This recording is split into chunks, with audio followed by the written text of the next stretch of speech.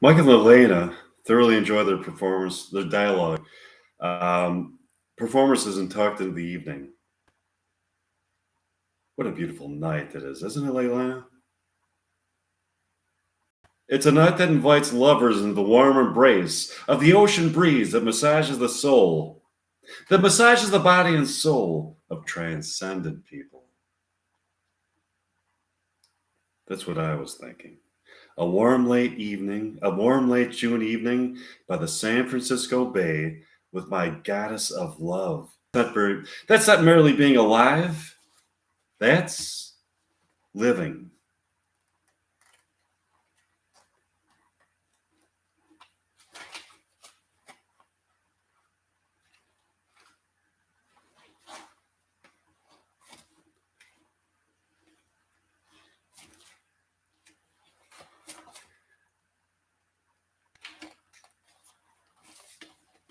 Have you thought at all about the murder of the pancakes by the bay? No. I've just been thinking about what a shame it is that we are confronted by such heinous crimes in this life. Life would be so wonderful if we were to cooperate as human beings. The beauty of romantic love and just the beauty of being alive. I've wandered alone through this world at certain times of my life and have experienced unbridled mirth just by being in contact with a higher power that is the harmonizing element of nature. I believe that we're spawned by an immortal fire and shall return to this immortal fire to repeat the cycle of birth and death. Immortal fire. That's interesting. I believe in a higher power and an immortal fire. A higher power. Awesome. Yeah, a higher power. I've been thinking about the murder. I have a theory. You do? Yeah, here it is. I was thinking that it may be a remote possibility that Penelope did it. Penelope, the waitress. Oh, come on. She wouldn't do it. She's trying to solve the murder by filming a movie about it that gives people clues as to who committed the murder. What if she was only filming a movie to solve the murder case only as a way to cover up for herself, the person who committed the murder? You might be onto something, Leilana. There is a certain amount of plausibility to that. Do you want to go to Pancakes by the Bay for tomorrow for breakfast and coffee? Sure. The next morning arrives, and Mike and Leilana go to Pancakes by the Bay. Penelope takes her order. How can I help you? I'll have the Mountain Morning Coffee and Bayside Grilled Cakes. What's it going to be for you, Leilana? I'll have the Mountain Morning Coffee and a bit. I'll have the Mountain Morning Coffee and Bayside Crepes. Coming right up. How's the film project coming, Penelope? Good. I'm in talks with some Hollywood producers at the moment.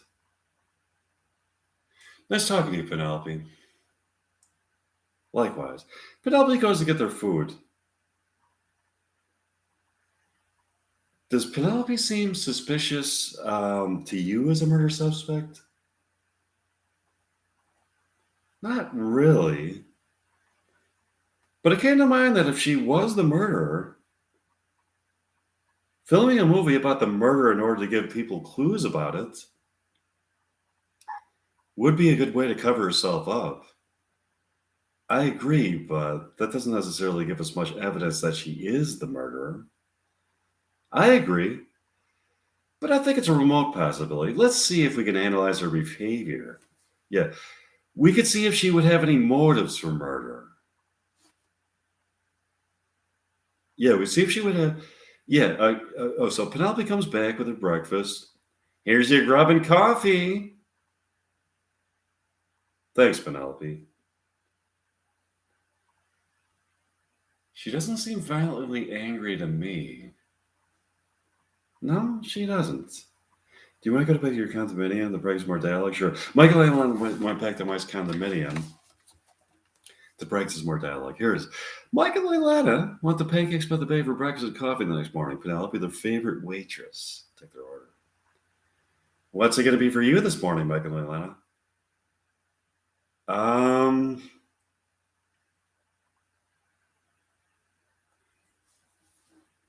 Give me the Bayside griddle cakes and a cup of modern morning coffee. Splendid. What's it going to be for you, Elena? Give me the Bayside crepes and a cup of modern morning coffee. I'll have that for you people. Penelope went to get their food as they talked.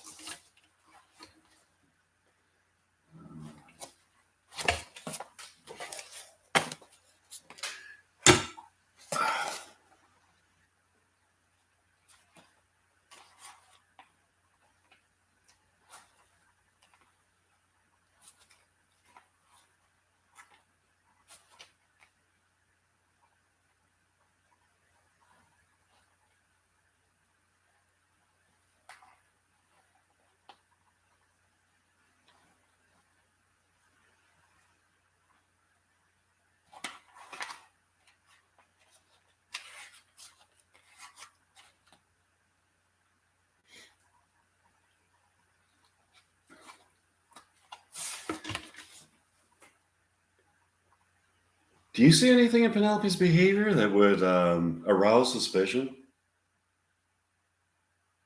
No, if she is the murderer, she's hiding it.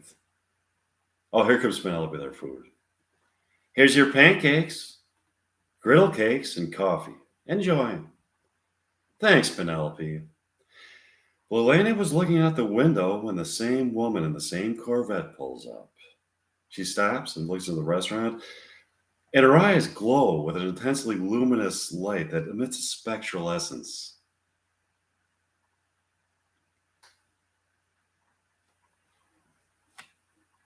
For a moment, she doesn't seem to have eyeballs in her sockets, but strictly a brilliant light emanating from them, from her sockets, from each socket.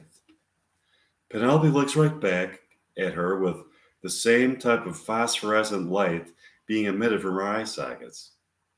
Suddenly, the light from both of their sockets, both of their eye sockets dissipates, and the eyeballs return.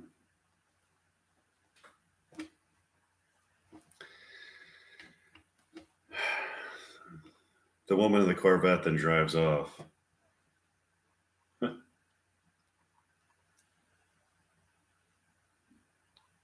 What was that, Penelope? What was what?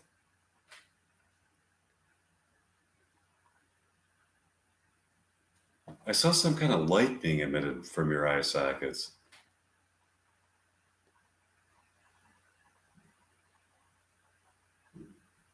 And the eye sockets of the woman in the Corvette.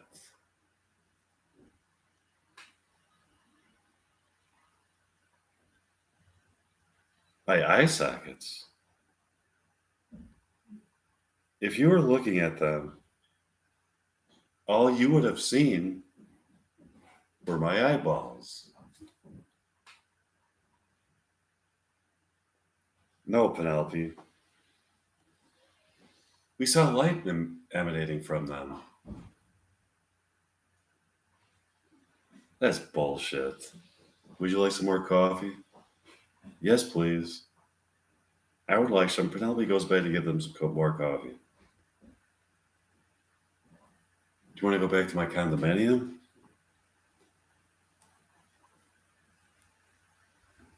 Sure. Mike and Leilani, I went back to my condominium to talk.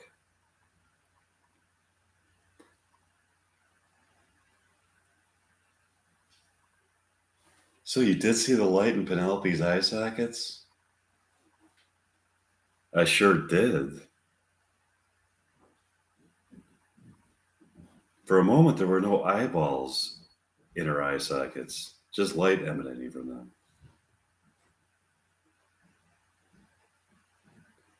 I saw the same type of light emanating from the eye sockets of the woman in the Corvette. I wonder what that could be. So do I. Also, why did she deny that there was only light emanating from her eye sockets and no eyeballs? I don't know. I wonder why the light from her eye sockets seemed to be the same light as the light from the Corvette woman's eye sockets. Interesting eye sockets indeed.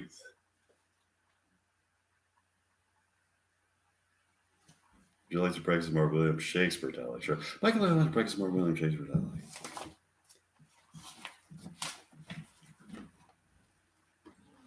The next morning arrived, and those present at Pancakes by the Bay were wondering where Mike and Leilani were. The only person who knew where Mike and Leilani were was Penelope the waitress, who was among the people who psychically transported them to the realm where Beetlejuice 2 takes place.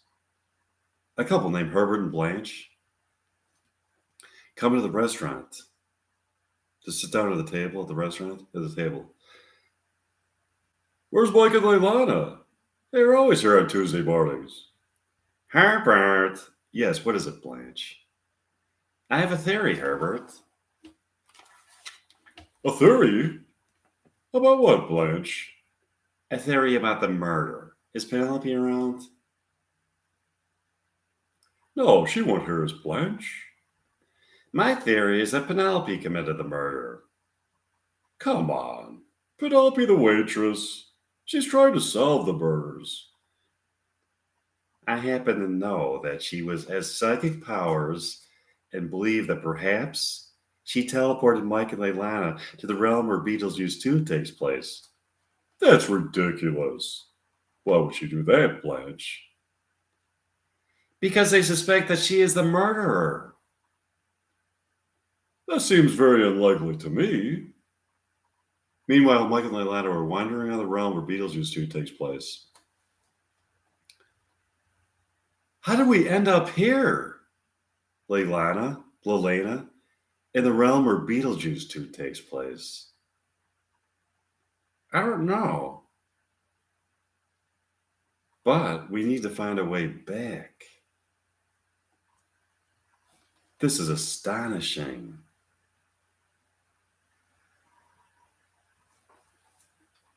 I just saw something astounding happen. What? For a moment, some kind of image presented itself to me through what appeared to be a transom, connecting the realms where Beetlejuice 2 and Reality 2. Okay, Beetlejuice 2 and Reality Bites 2 take place. That is astounding.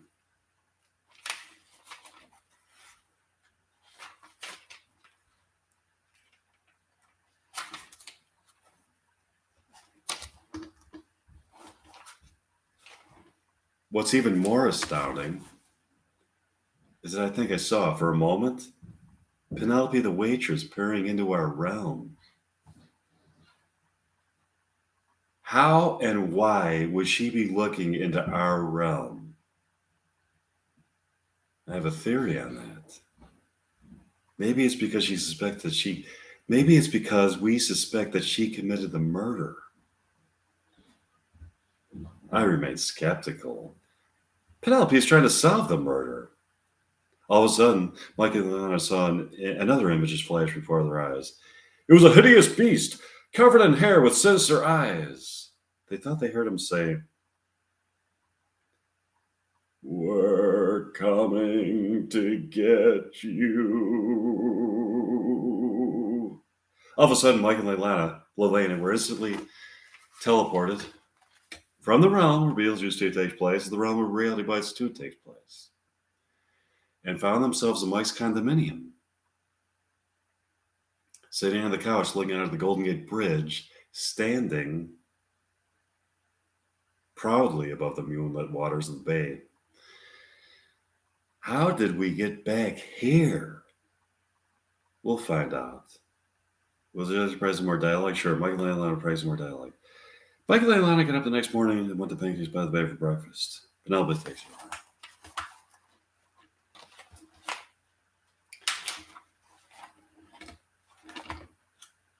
What'll it be for you this morning? Hi, Penelope. You're looking somewhat mirthful this morning.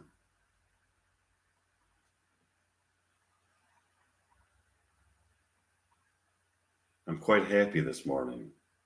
Can you guess why? Let me see. You were not giving me any indications of why you would be so extremely happy this morning. As a matter of fact, I've never seen anybody look this. I've never seen anybody look as happy as you look this morning. What could possibly account for such profound happiness? I'm unclear about this myself, Penelope. You look so fucking happy. I mean, so fucking happy. I've never in my life seen another human being look so happy. I've seen many occasions in my life, such as weddings and garage sales, where people looked like they were extremely happy, but not as happy as you look. When I look into your eyes, I can see some kind of light of meaning and significance, as if all the deep existential questions that you have been pondering for a lifetime have been answered by some higher power who has brought you into fields of uncompromising beauty, adorned with colors you have never seen, emotions that you have never felt, tastes you have never tasted, and exquisite noises you have never heard, where you have found a heightened plateau to live upon. Wait a minute. Did you say that people at garage sales look happy? Yes. I think that people at garage sales, both customers and proprietors, look extremely happy. Why would you be so happy at a garage sale? Well, there's something about a garage sale that inspires happiness in people. It's a chance to engage in conversation with a new person and maybe to find some kind of great bargain on an item that you cherish. There are some amazing finds at garage sales. Most of More often than not, it's just a bunch of garbage that people are just trying to get rid of to make room for other possessions in their home. Sometimes, however, there are great finds. The thrill of the pursuit of unexpected garage sale stuff brings out sensations of extreme happiness in people. Yeah, that makes sense. Um, and I bet that when the person sells stuff to the other person, they feel a reciprocal mirth from the transaction. Penelope, it is my belief that they do feel reciprocal mirth from the transaction. Yeah. Now getting back to my question, why are you so happy?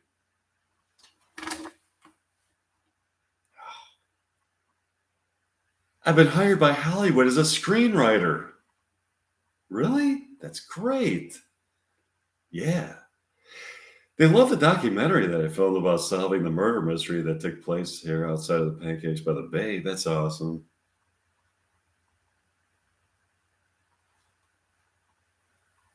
What's it going to be for you this morning? Give me the Bayside pancakes and Mountain Morning coffee.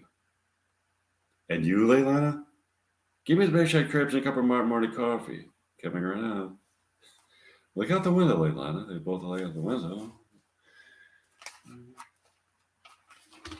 And see the same woman in the van that they saw the dead body being thrown into. They were dressed in black. They started they stared at them ominously and drove off. Do you want to go to my condominium? Sure. They finished breakfast and went back to Mike's condominium. They sat on the couch in his living room to talk. You saw the van too?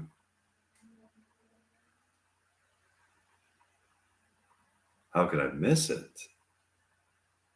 It was there for what seemed like a split second, then drove off. Nobody else seemed to see it. It did look like the same van that the dead body was thrown into.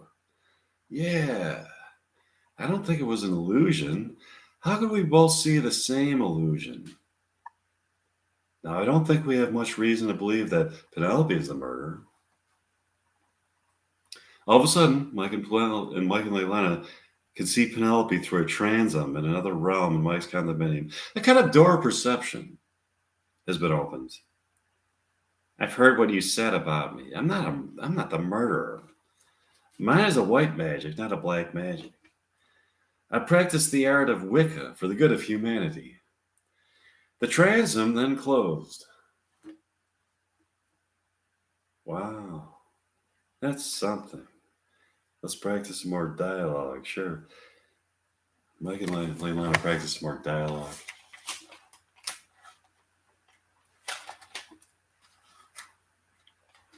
Mike and Leilana got up the next morning and went to Pancakes by the Bay for breakfast and coffee. Penelope took their order. Good morning, Mike and Leilana. Good morning, Penelope. It is a beautiful morning, isn't it? Yes, it is. What a great time of year to be in San Francisco early June. It feels so good to be alive. We're hungry, Penelope. Yes, Leilana. Yes, Leilana. What's it going to be for you this morning? I'll have the big shot griddle cakes and a cup of Mountain morning coffee. Sure. What's it going to be for you, Mike? Give me the paradise pancakes and a cup of Mountain morning coffee. I'll have that for you people.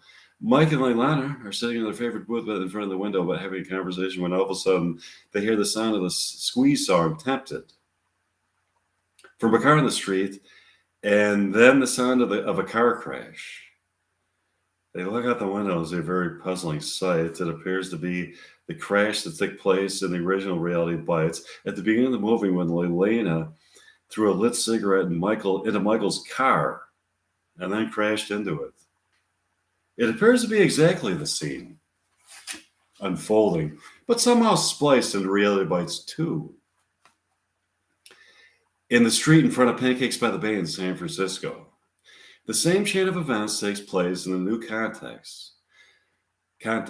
Michael, Leilana, and Vicky get out of their cars and go to Pancakes by the Bay to sort through the situation. Upon entering, Leilana looks right at her character from Reality Bites with a bewildered look on her face. Leilana from Reality Bites looks back at her. Leilana, Vicky, and Mikey and Michael grab a table. Mikey. Okay. Anyways, I'm so sorry for these unfortunate circumstances. What's your name? It's Michael Grates. I'm so sorry. That's a nice fucking car. It's too bad it's just a lump of mangled steel after I got to it.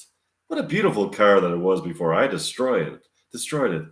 How can I make it up to you? Let me see. I don't know. You're such a nice person and so darn cute. Why don't you just buy me some pancakes and coffee and maybe give me a bus pass that covers the Houston area? Thanks for being so forgiving, Michael. That's a display of unbelievable character. I turned your beautiful car into a lump of mangled steel, forcing you to take a miserable 2-hour bus ride to work every day with God only knows what kind of schizophrenic people you might be on the bus with, and you accept my apology to you served up with pancakes? Don't be completely mistaken. I am fuming inside. But pancakes and your beautiful face somehow improves my mood. Can I also get a date out of this? No. No? You destroyed my car. And are going to give me a bus pass? And I can't even get a lousy date out of it. No thanks. All of a sudden, Penelope comes up to the table. Excuse me. I couldn't help but overhear your conversation. I just wanted to let you know. You are not in Houston, Texas. You are in San Francisco, California. What? All of a sudden, Elena from Reality Bites 2 approaches them. It's true. I saw the accident happen. That's a scene from Reality Bites that was somehow spliced into Reality Bites 2, set here in San Francisco. Are you serious? That's far out.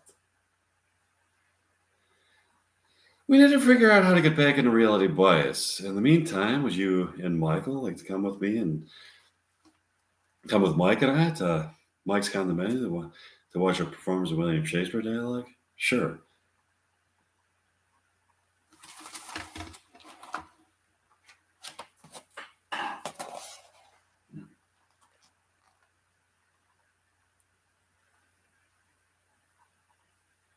They went back to Mike's condominium to watch Mike and Leilani perform some William Shakespeare dialogue.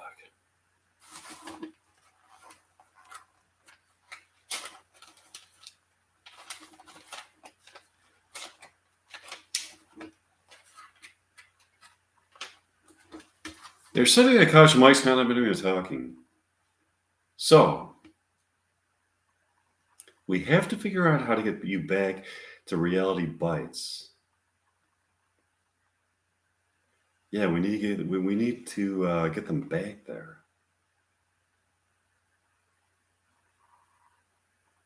So a scene from Reality Bites has been spliced and placed in Reality Bites 2.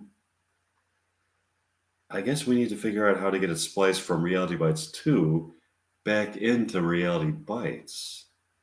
Yeah, that's going to be a challenge. Well, while you're here, Lelena, would you like to know what some of the projects that you're going to be involved in the future?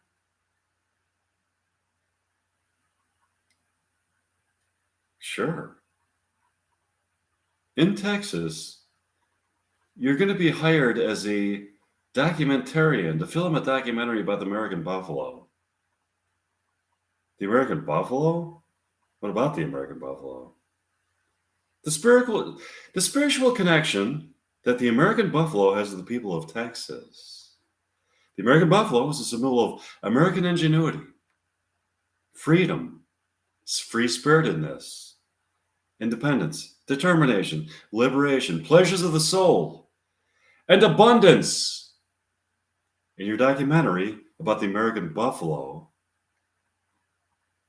you study the history of the American buffalo and its relationship to indigenous people and gain insight into its soul life. That's awesome. What else? You'll be hired as a writer for Coffee Lovers Monthly in San Francisco. That's great. I love coffee. I can write about how it excites my mind, body, and soul in a way that transcends my soul to a place of eternal pleasure. Yeah. Do you want to practice some more William Shakespeare dialogue? Sure. They practice more William Shakespeare dialogue.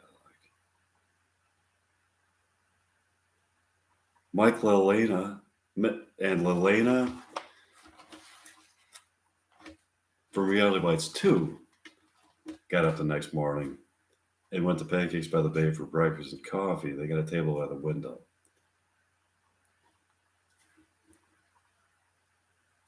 This is a nice restaurant. Pancakes by the Bay. I like the name. You're going to love the food. Here comes Penelope.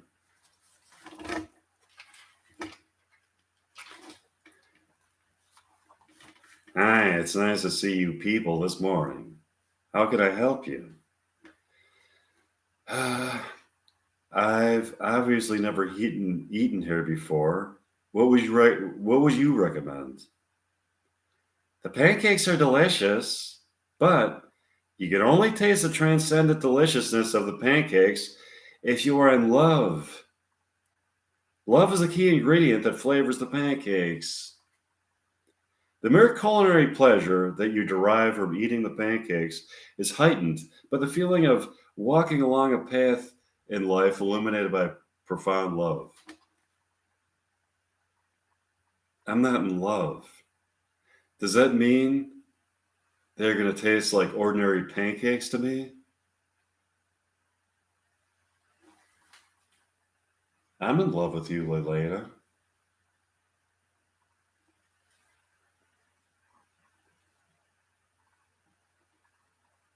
Look into my eyes. Feel my soul. Feel the union of my soul with yours. We can transcend.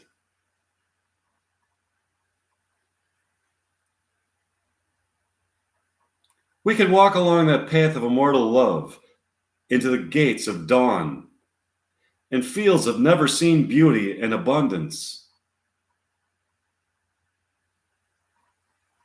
Okay, I'm looking at your eyes. Now, taste the pancakes.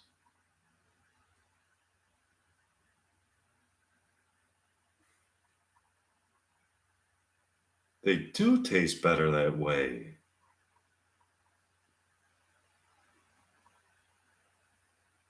They finished eating breakfast and walked out of the restaurant to what they thought was going to be a San Francisco morning and turned out to be a Houston morning.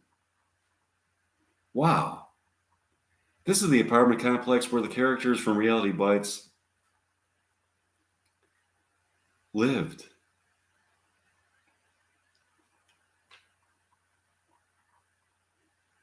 Have we been spliced from Reality Bites 2 into Reality Bites? It sure looks like it to me. Yeah, this is the building for Reality Bites. Reality Bites. We have to go inside and see this place, see the place. Sure, they went inside the apartment building to discuss the situation.